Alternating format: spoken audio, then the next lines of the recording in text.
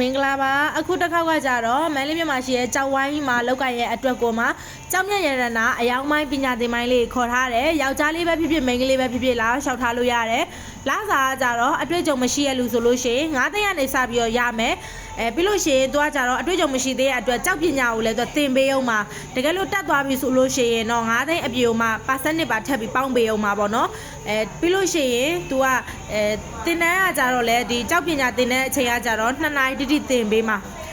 ဘာမှပညာရေးချင်းလည်းမလို့ဘူးအတွေ့အကြုံလည်းမလို့ဘူးပေါ့နော်တကယ်လို့လုပ်ငန်းချိန်လေးကလည်းကောင်းတယ်အသွားပြန်ပဲလှုပ်စရိတ်ငိမ့်မဲ့လှုပ်မနေ့9နာရီကနေနေလည်ခင်း1နာရီအထိပဲအလုပ်ပေးရမှာတကယ်လို့စိတ်ဝင်စားလို့ဆက်သွယ်ခြင်းနဲ့ဆိုလို့ရှိရင်39